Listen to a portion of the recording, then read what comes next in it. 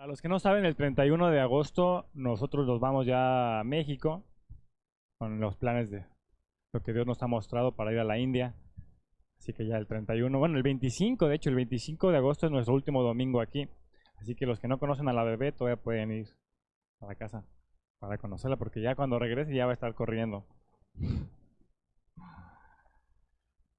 Sí. Bueno, queremos regresar el próximo año.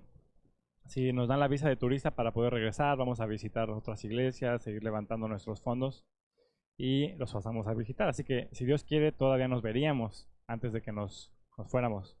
Pero digamos que este año ya nuestro último domingo es el 25 de agosto.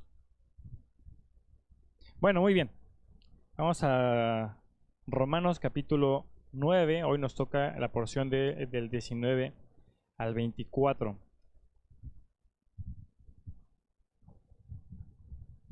Hay una película que salió en el 2008 que se llama God in Trial o Enjuiciando a Dios. Y pues es una película que se sitúa en el tiempo de la Segunda Guerra Mundial, en el tiempo de la Alemania nazi. Y prácticamente toda la película tiene que ver con los prisioneros judíos. De hecho, todos los personajes de esta película son prisioneros judíos. Y toda la película es una sola escena. O sea, si tienes sueño, mejor no la veas porque te vas a dormir. Y es una sola escena esta película.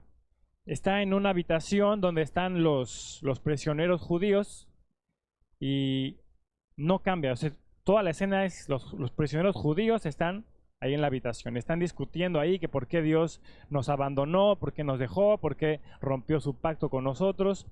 Y la trama de la película consiste en que los judíos que están ahí comienzan a hacer un juicio, comienzan a hacer un tribunal para Dios. Digamos que ponen una mesa, se pone ahí un juez y el abogado y el fiscal y los rabinos, y ahí los prisioneros que están a punto de morir, porque ya les queda poco tiempo para que los maten, ellos ahí empiezan a hacer un tribunal donde ponen a Dios como el acusado. Y empiezan unos a hablar en contra, otros a favor, y ahí está un fiscal haciendo preguntas, ¿cómo es posible que Dios nos haya abandonado, que Dios haya permitido que nos hicieran esto? Y ese es prácticamente de lo que trata la película. Y es una sola escena.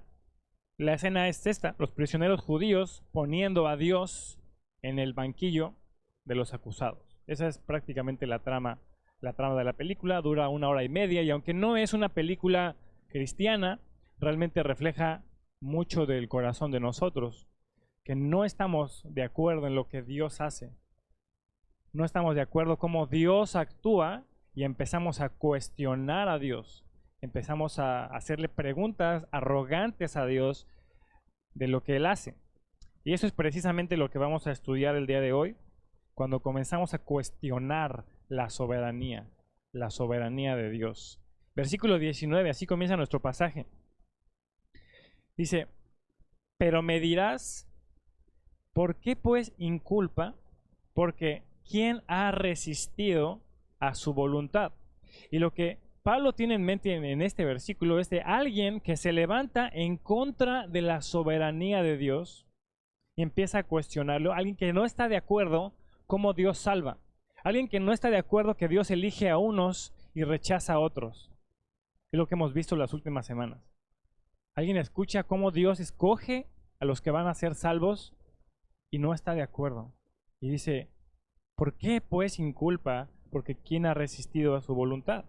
No están de acuerdo, por ejemplo, cuando leemos pasaje como Romanos 9:13, que lo vimos hace unas semanas, que dice, como está escrito, a Jacob amé, mas a Esaú aborrecí. Dios eligiendo a unos por encima de otros, y hay quienes no están de acuerdo con eso. No les gusta, les choca esa idea. Cuando leemos, por ejemplo, en Romanos 9:15, donde dice Dios, tendré misericordia del que yo tenga misericordia. O sea, le voy a mostrar misericordia al que yo quiera mostrarle misericordia. Y me voy a compadecer del que yo quiera compadecerme. Y alguien escucha eso y no está de acuerdo. Pero ¿por qué? ¿Por qué Dios es así? No están conformes cuando leen en la Biblia que Dios tiene misericordia de unos y endurece a otros. como lo hizo con Faraón. Versículo 18, dice, de manera que de quien quiere tiene misericordia, y al que quiere endurecer, endurece, que fue el pasaje que vimos la semana pasada. ¿Cómo podemos entender esto que Dios endurece el corazón? ¿Cómo es posible que Dios tiene misericordia de unos y endurece a otros? Cuando Dios endurece el corazón de una persona es simplemente cuando retira su gracia de alguien y lo abandona en su pecado, lo abandona en su corazón pecaminoso. ¿Qué pasa, por ejemplo, cuando metes la carne en el congelador? Lo que estás haciendo en el congelador, estás deteniendo el proceso de descomposición. Es decir, la carne mientras esté en el congelador puede durar meses, años. Por ejemplo, esta semana nos comimos un pollo que tenía como no sé cuántos meses en el congelador. Estaba bueno, parecía como que lo hubieras matado ese día. Pero ¿qué pasa si tú apagas el congelador? La carne regresa a su estado natural y empieza a descomponerse. Lo que hace el congelador solamente detiene el proceso de descomposición, pero tú apagas el congelador y la carne se echa a perder. Cuando Dios endurece el corazón de una persona es porque simplemente retira su gracia y deja el corazón tal como es, para que se endurezca, para que se entregue al pecado como es lo que desea. Es lo que Dios hace cuando Él abandona a un pecador. Cuando leemos Romanos 1:24, que ya lo leímos al principio de las predicaciones, dice, por lo cual también Dios los entregó o los abandonó a la inmundicia en las concupiscencias de sus corazones. Dios abandona al pecador a su propio corazón. Para que si, bueno, quieres enlodarte, enlódate. ¿Quieres dedicarte al pecado? Dedícate al pecado. Y Dios abandona al pecador en la dureza de su corazón, es lo que nos dice Salmo 81, 11 y 12. No lo busques, pero si quieres escríbelo ahí en tus notas. Fíjate lo que dice. Pero mi pueblo no oyó mi voz, e Israel no me quiso a mí. Los dejé, por tanto, a la dureza de su corazón. Caminaron en sus propios consejos. O sea, ¿no me quieres buscar? ¿Está bien? Te abandono a tu corazón. Sigue a tu corazón. Y tu corazón te va a llevar al pecado que tanto quieres hacer. Eso es lo que Dios hace cuando abandona, cuando endurece el corazón, es simplemente porque retira. Digamos que apaga el congelador y tu corazón hace lo que tiene que hacer. Dios endurece el corazón abandonando al pecador en su pecado. Y lo que Pablo nos está diciendo, lo que hemos visto las últimas semanas en Romanos 9, es que Dios escoge a unos y rechaza a otros. A unos les muestra misericordia y a otros les muestra su ira y a otros los endurece. Eso es lo que hemos visto las últimas semanas, un Dios soberano en la salvación. Y es aquí donde alguien no está de acuerdo, porque lo que Pablo tiene en mente es alguien que se levanta escuchando todo esto, alguien no está de acuerdo en cómo Dios salva y comienza a cuestionar su soberanía. Y es el versículo que comenzamos, versículo 19. Pero me dirás, ¿por qué pues inculpa? Porque ¿quién ha resistido a su voluntad? Y lo que esta pregunta está diciendo es, ¿por qué Dios culpa al pecador? ¿Por qué Dios condena a los pecadores si al final Él es el que escoge? Si Él es el que elige tener misericordia con unos, ¿por qué al final va a condenar a los pecadores? Si te das cuenta, es una buena pregunta. Es una buena pregunta esa. Yo me lo he preguntado. Y el problema no es hacerse preguntas. El problema no es tratar de comprender un poco más la palabra. El problema no es tener ciertas dudas y querer despejarlas, porque son preguntas válidas. El problema es cuando empezamos a llenarnos de arrogancia y soberbia y tratar de pedirle a Dios cuentas de lo que hace. Pero esta pregunta está más reflejada hacia la soberbia que hacia un deseo, un corazón humilde de conocer lo que Dios hace. Esta pregunta refleja un corazón soberbio. ¿Y qué le contesta Pablo? Versículo 20. Mas antes, es decir, antes de responder a tu pregunta, mas antes, oh hombre, ¿quién eres tú? Y tenemos que leerla con el énfasis adecuado. Así de, ¿quién eres tú? Realmente Pablo está cerrándole la boca. Mas antes, ¿quién eres tú para altercar con Dios? ¿Quién te crees que eres tú para altercar con Dios? ¿Quién te crees que eres? Esta palabra, altercar, realmente no la usamos habitualmente, ya no está en nuestro vocabulario, pero el significado de esta palabra en su original tiene que ver con un tribunal, tiene que ver con un juicio. Alguien que está poniendo a Dios como el acusado, está sentando a Dios en el banquillo de los acusados y le está haciendo preguntas, y le está pidiendo cuentas de lo que hace. El hombre se está poniendo como el fiscal ante Dios. Dice, ahora me vas a decir por qué lo hiciste. Y cuando alguien se levanta con soberbia, con ese tipo de arrogancia, lo único que debe escuchar es, ¿quién eres tú para altercar con Dios? ¿Quién eres tú para pedirle cuentas a Dios? ¿Quién eres tú para enjuiciar a Dios? ¿Quién te crees que eres tú? Esa es la respuesta de la palabra de Dios al corazón soberbio que no está de acuerdo en lo que Dios hace. ¿Quién te crees que eres? ¿Quién te crees que eres tú? El hombre no tiene ningún derecho a pedirle cuentas a Dios porque Dios es el creador y nosotros somos las criaturas. Versículo 20, la segunda parte, dice, dirá el vaso de barro al que lo formó, ¿por qué me has hecho así? Y lo que Pablo usa es una imagen para mostrar lo absurdo y ridículo de cuestionar a Dios por lo que hace.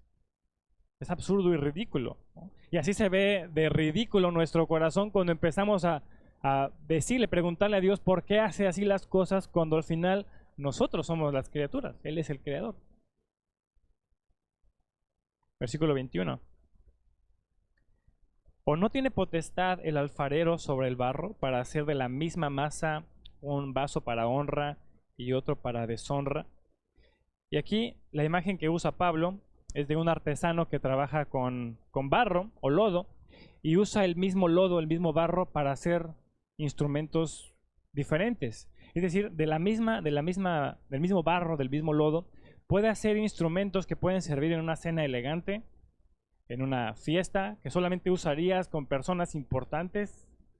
Y del mismo barro puede hacer instrumentos de uso común, que usarías para cualquier otra cosa. Si se te rompe, no pasa nada. Del mismo material. Si lo pudiéramos entender en nuestros días con el vidrio, por ejemplo, quizá tienes en tu casa una colección de juegos, de vasos de vidrio cortado, ¿no? Que si tu hijo te rompe un vaso, ¿qué le haces? Le cortas la mano probablemente. Pero tienes también vasos que compraste en el dólar. Y si se rompen, ¿qué pasa? Nada, son vidrio. Y del mismo vidrio, alguien hizo instrumentos de elegancia y instrumentos que no apreciarías bastante. Entonces, la imagen que Pablo está usando aquí es acerca de la autoridad de Dios. O sea, no tiene potestad, no tiene autoridad el alfarero sobre el barro, no tiene autoridad soberana Dios sobre sus criaturas. No tiene autoridad Dios por ser el creador en lo que Él ha creado, es lo que Pablo nos está enseñando. Y en este tribunal, ¿no?, donde el hombre se ha levantado en contra de Dios y ha puesto a Dios en el banquillo de los acusados, la palabra de Dios se anticipa y calla a cualquier arrogante, a cualquier soberbio que quiera cuestionar a Dios. Y le dice, Él es el creador y tú eres la criatura. Él creó todas las cosas. Él es el Dios eterno. Él es desde la eternidad y hasta la eternidad. Él es Dios. Todas las cosas por Él fueron hechas. Sin Él nada existiría. Nada estaría aquí si no fuera por Él. Él es el Dios creador. El único que existe por sí mismo. ¿No tiene autoridad Dios sobre su creación? Es lo que nos enseña este pasaje.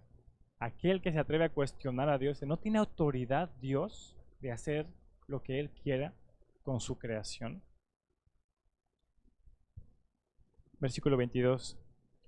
¿Y qué si Dios, queriendo mostrar su ira y hacer notorio su poder, soportó con mucha paciencia los vasos de ira preparados para destrucción, y para hacer notorias las riquezas de su gloria, las mostró para con los vasos de misericordia que Él preparó de antemano para gloria, a los cuales también ha llamado, esto es, a nosotros, no solo de los judíos, sino también de los gentiles. Es decir, en pocas palabras, en ese tribunal absurdo donde el hombre ha puesto a Dios como el acusado, la respuesta que Dios le da es: ¿y qué si yo quiero mostrarle ira a unos y misericordia a otros? ¿Y qué? ¿Cuál es tu objeción? ¿Cuál es tu queja? Esa pregunta, esa palabra es clave. ¿Y qué si Dios quiere mostrar su ira y misericordia a otros? Ahora, si te has dado cuenta, en todo nuestro pasaje son puras preguntas. Todo lo que estamos viendo son puras preguntas. Y si las resumimos en nuestras propias palabras, versículo 19, en nuestras propias palabras sería: ¿por qué Dios culpa al pecador si Él es el que elige? Es el hombre que se está quejando. ¿Por qué Dios culpa al pecador si Él es soberano y Él escoge a unos, si Él tiene misericordia con los que quiere? ¿Por qué culpa? Versículo 20. ¿Quién eres tú para acusar a Dios? ¿Quién te crees que eres tú para acusar a Dios? Versículo 20, segunda parte. ¿Tú que eres una criatura le vas a decir a Dios, al Creador, qué hacer? ¿Tú le vas a enseñar a Dios lo que Él tiene que hacer con su creación? Versículo 21. ¿No tiene autoridad Dios, el Creador, sobre sus criaturas? Eso en resumen serían nuestras propias palabras, lo que hemos visto hasta ahora. Y la última pregunta, esa está en 3 versículos, del 22 al 24. Y si la resumimos sería: ¿y qué? ¿Y qué si Dios les muestra su ira a unos y su misericordia a otros? ¿Y qué? ¿Cuál es tu objeción? ¿Cuál es tu queja si Dios quiso hacerlo de esa manera? ¿Y qué? Pero realmente esta pregunta va más allá que eso. Porque en medio de esta pregunta, Dios decide darnos algunos destellos, respondernos algunas preguntas de por qué escogió a unos y no a otros. En esta pregunta, en estos 3 versículos, sí vamos a poder comprender un poquito. Dios nos da un poco de luz de por qué Dios escogió a unos y no a otros. Ahora, algo que tenemos que tener bien claro: nunca vamos a entender a ciencia cierta la doctrina de la elección. Realmente va más allá de nuestra mente, va más allá de nuestra comprensión. Dios ha decidido dejarlo como un misterio. El saber por qué a unos, por qué a otros, por qué te escogió a ti, por qué no escogió a él, nunca lo vamos a saber. Es algo que se escapa de nuestra mente. Tenemos que tener humildad para comprender esto. Pero en este pasaje sí vamos a conocer un poquito acerca de por qué. Y si desmenuzamos este pasaje, estos 3 versículos, nos revela algo interesante. Primero nos dice que Dios tiene vasos de ira y vasos de misericordia. Ok, ¿qué significa esto? Tan sencillo como que Dios va a derramar su ira sobre unos y Dios va a mostrarle misericordia a otros. Dios les muestra misericordia a unos pecadores, otros reciben su ira. Unos reciben justicia, otros reciben gracia. Lo que vimos hace 2 semanas. Todos merecemos el juicio de Dios. Unos reciben justicia, pero a otros Dios nos muestra su misericordia. ¿Hay algo más? Versículo 22 nos dice que Dios ha soportado con mucha paciencia a los vasos de ira preparados para destrucción. Que Dios ha sido paciente, que Dios ha detenido su juicio con los pecadores. Es decir, Dios podría destruir al pecador en ese momento que peca, pero Él ha decidido soberanamente mostrarle su paciencia, retrasar su juicio, dejarlos que vivan. ¿Qué más nos dice la palabra? Versículo 22. Dice: Dios va a destruir a los vasos de ira porque Él quiere mostrar su ira y quiere dar a conocer que Él es poderoso. Ok, ¿cómo podríamos conocer que Dios no es solo un Dios de amor, sino también un Dios de ira y un Dios de poder, si Él salvara a todos? Si Él salvara a todos, ¿cómo podríamos conocer que Dios es un Dios de ira y un Dios poderoso que condena pecadores? Entonces Dios ha decidido condenar a unos para mostrar su ira y su poder, porque también eso es parte de su gloria, son parte de sus atributos. Versículo 23, ¿qué nos dice? Que Dios va a tener misericordia con los vasos de misericordia para dar a conocer las riquezas de su gloria. ¿Qué está diciendo aquí? Está diciendo que si Dios no salvara pecadores, ¿cómo sabríamos que Él es un Dios rico en misericordia? ¿Cómo podríamos alabar su misericordia si Él no salvara pecadores? Él salva para mostrar las riquezas de su gloria, las riquezas de su misericordia. Hay otro detalle que no podemos pasar al final del versículo 23, que dice que a estos vasos de misericordia Dios los preparó de antemano. Y cuando habla de vasos de misericordia está hablando de ti y de mí, que fuimos salvos por la gracia de Dios a través de Cristo Jesús. Tú y yo somos los vasos de misericordia. A estos vasos de misericordia Dios los preparó de antemano para gloria. ¿A qué se refiere esto? A la elección. Dios preparó de antemano, Dios eligió aquellos vasos en los cuales les iba a mostrar su misericordia desde antes de la fundación del mundo. Hay una cosa más, versículo 24. A estos que Dios escogió, también los llamó a salvación, tanto de judíos como de gentiles. Es decir, es cierto que Dios no salva a todo el mundo, pero sí salva a gente de todo el mundo. Es decir, Dios puede salvar a la persona que menos te imaginas del rincón más escondido del planeta. Y el caso somos nosotros, porque el Evangelio comenzó ¿en dónde? En Israel. Y el Evangelio llegó hasta acá y nos salvó a nosotros. Y puede seguir salvando a quien Él quiera, el Señor. Dios no tiene acepción de personas en ese sentido. En el cielo va a estar adorando gente de toda lengua, tribu y nación. Todas las lenguas van a estar adorando al Señor. Entonces Dios salva judíos y salva gentiles. Ahora, hay un último detalle que es, creo yo, el más importante de este pasaje, que no podemos dejar escapar. Que cuando Dios condena y destruye a algunos pecadores, brilla mucho más su misericordia. Cuando tú tienes una tela negra debajo de un diamante, brilla mucho más el diamante. Puedes apreciar mucho más su brillo cuando tienes una tela negra, el fondo negro. Cuando Dios condena a ciertos pecadores, cuando Dios decide aplicar su justicia sobre ellos, brilla mucho más su misericordia sobre aquellos que Él ha decidido salvar. ¿Por qué? Porque todos merecemos el juicio de Dios. Todos deberíamos ser condenados. Pero si Dios salvara a todos, ¿cómo podríamos apreciar que Él es misericordioso? Si Él decidiera salvar a todos, ¿qué diríamos? Bueno, es lo que Dios tenía que hacer. Él es Dios, nos salvó a todos. Pero cuando estamos viendo que al lado de nosotros hay alguien que está siendo condenado y que nosotros merecíamos lo mismo, su misericordia brilla más. Gracias, Señor, porque yo merecía lo mismo que Él y a mí me salvaste. Entonces su misericordia brilla mucho más y por eso Dios escogió salvar a unos y condenar a otros, para que resplandezca mucho más su misericordia. ¿Cómo cantaríamos que Él es un Dios misericordioso? ¿Cómo alabaríamos su misericordia si Él salvara a todos? Brilla mucho más su misericordia cuando Él condena a pecadores, porque apreciamos mucho más nuestra salvación. Nunca entenderemos por qué nos escogió a nosotros, nunca lo vamos a entender, pero sí podemos agradecer que Él haya escogido a lo vil y menospreciado del mundo, que somos nosotros, porque no escogió lo mejor del mundo, escogió lo vil y menospreciado. Y ahí estamos tú y yo.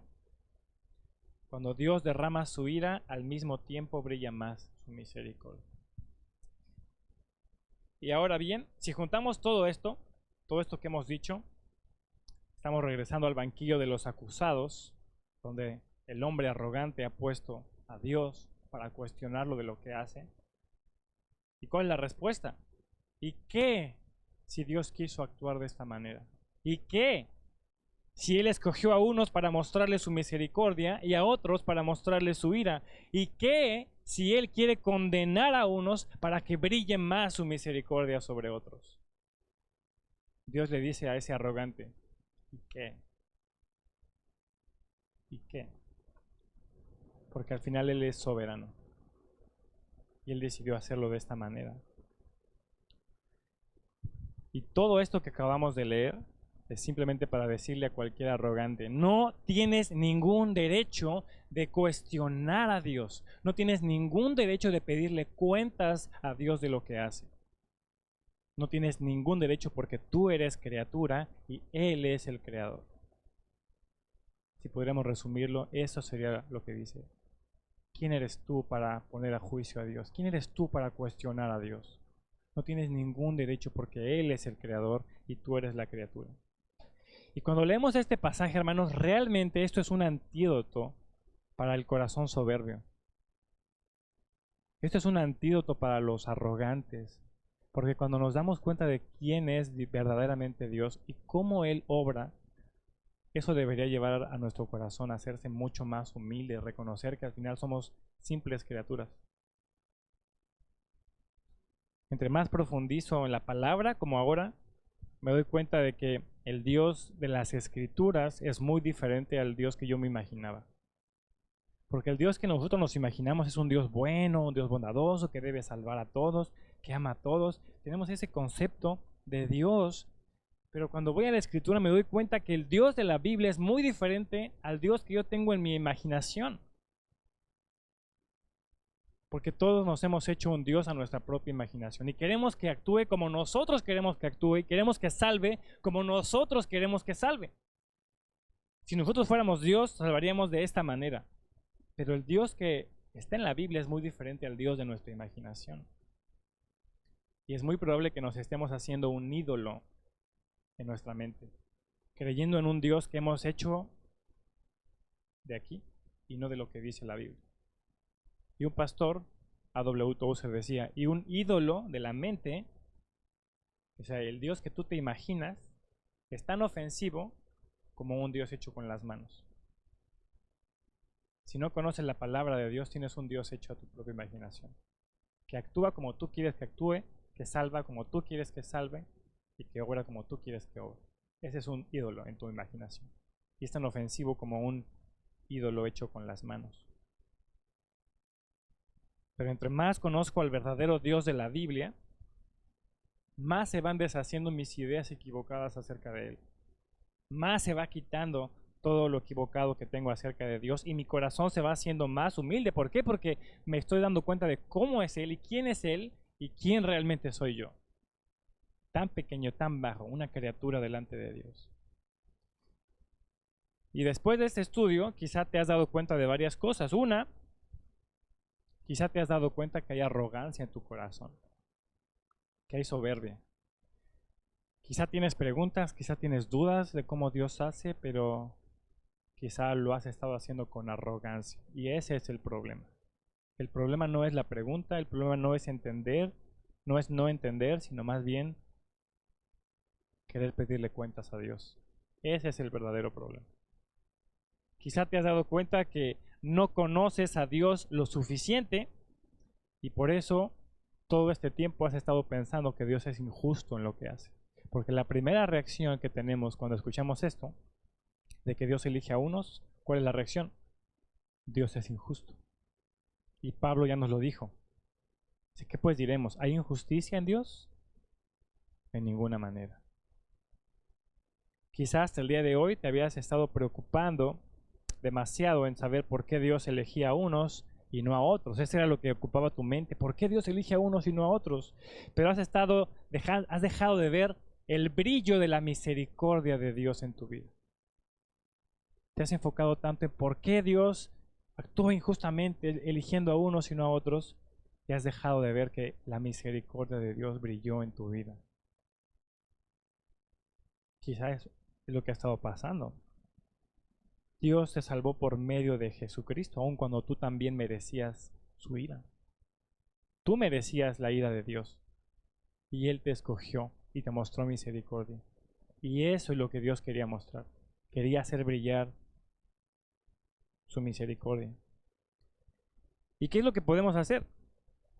Cuando me doy cuenta de esto, cuando la palabra de Dios examina mi corazón y me muestra cómo está mi corazón, ¿qué es lo que puedo hacer?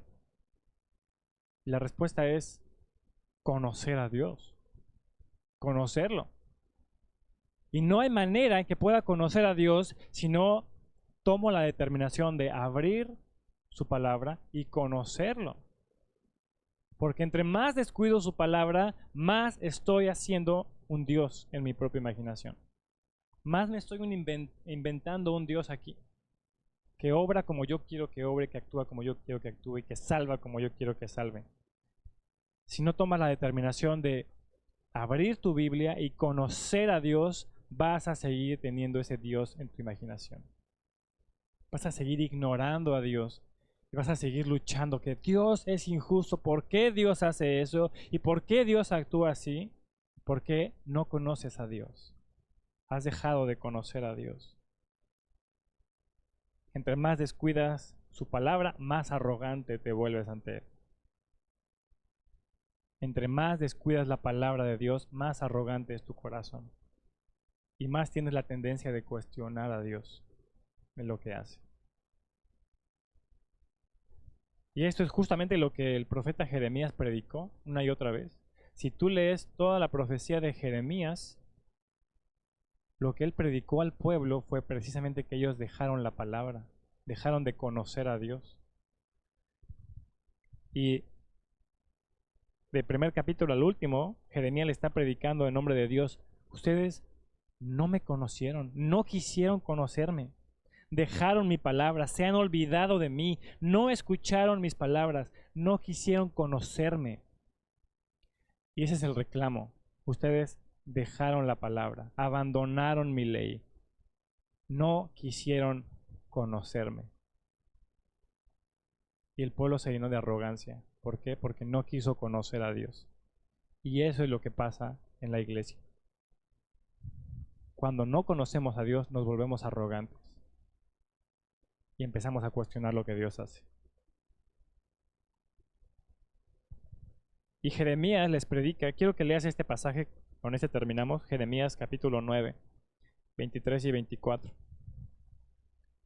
Jeremías, en el nombre de Dios, le predica a un pueblo arrogante, un pueblo que dejó la palabra, que descuidó, que no quiso conocer a Dios, que incluso le decía a Jeremías, ya no prediques, ya no profetices, ya no nos hables la palabra.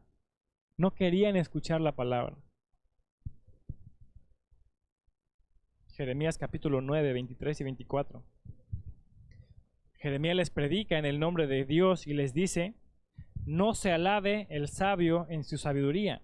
Es decir, no se enorgullezca el sabio en su sabiduría, que no sea algo que lo que se jacte, ni en su valentía se enorgullezca el valiente, ni el rico se enorgullezca en sus riquezas. Mas alabes en esto, o enorgullezcas en esto el que se hubiere de alabar. ¿Y qué dice ahí? En entenderme y conocerme. Ese es el llamado, esa es la predicación de Jeremías al pueblo. Si se van a enorgullecer de algo, que sea de entenderme y conocerme. Eso es lo que tú y yo necesitamos. Conocer a Dios. Eso es lo que necesita la iglesia. Conocer al Dios que está adorando. No el Dios en nuestra imaginación, no el Dios que nos contaron nuestros padres, no el Dios que nos heredaron, sino el Dios de las Escrituras. Lo que necesitamos tú y yo es abrir la Biblia y entender y conocer a Dios. Y en entenderme y conocerme, que yo soy Jehová, que hago misericordia, juicio y justicia en la tierra, porque estas cosas quiero, dice Jehová. Esto es lo que tú y yo necesitamos, conocer a Dios. Entre más conozco a Dios, más se deshace mi corazón arrogante. Entre más conozco a Dios, más humilde se vuelve mi corazón para reconocer que Él es el creador y yo soy la criatura. Y Él es soberano para hacer lo que Él quiere hacer. Vamos a terminar en oración, hermanos.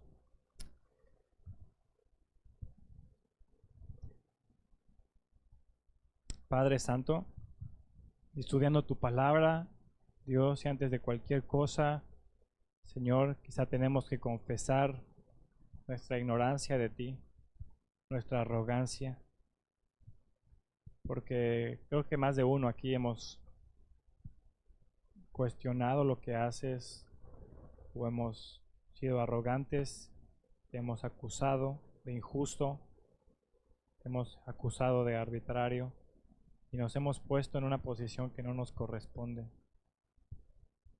Señor, antes que cualquier cosa, perdónanos. Si hay alguien aquí que se ha levantado en arrogancia contra ti, perdónanos. Perdónanos, Señor, por pedirte cuentas. Porque a veces realmente no entendemos mucho de lo que haces, Señor, pero en lugar de responder con humildad, respondemos con soberbia. Señor, cambia nuestro corazón para que aun cuando no comprendamos todo, Señor, podamos ser humildes ante ti y pedir que tú seas el que nos enseñe. Señor, todo este capítulo de Romanos realmente nos ha sacudido porque nos habla de un Dios muy diferente al que nosotros nos imaginamos. Pero ese eres tú, Señor, un Dios soberano que salva de una manera que nosotros no podemos comprender, que va más allá de lo que nosotros quisiéramos. Pero en medio de todo esto, Señor, no podemos dejar de darte gracias porque nos salvaste a nosotros. De lo vil y menospreciado del mundo, nos escogiste y en nosotros hiciste brillar mucho más tu misericordia. Gracias, Señor, porque sin tener méritos, sin haber logrado nada, tú simplemente decidiste así escogernos, salvarnos, hacer que nos llegara el Evangelio y hoy estamos aquí como una familia, como tu pueblo. Entonces, Señor, danos un corazón agradecido, Señor, para siempre recordar que Cristo es nuestro Señor y Salvador. Gracias, Señor, por tu palabra y gracias porque al mostrarnos con pasajes como este, simplemente tenemos que adorarte en humildad y reconocer que tú eres el Dios soberano, Señor, que todo lo que se propone hacer lo hace. Danos un corazón humilde, Señor, en toda nuestra vida. Y Dios, te ruego por nuestra iglesia, porque te ignoramos bastante. Ignoramos mucho acerca de ti. Señor, llévanos a abrir tu palabra. Danos hambre y sed de tu palabra. Llévanos a abrirla, a escudriñarla y a conocerte, Señor, y que se vaya deshaciendo todo aquel concepto equivocado que tenemos de ti. Todo lo que tenemos de ti que no es de tu palabra, por favor, quítalo, Señor. Y llévanos a ser una iglesia que ponga tu palabra por encima de todo. Purifica nuestras vidas, limpia nuestra mente, renueva nuestra mente, Señor. Llévanos a ser una iglesia que ame y viva tu palabra, Señor. Te alabamos, Dios soberano, en el nombre de Cristo Jesús. Amén. Dios los bendiga, hermanos.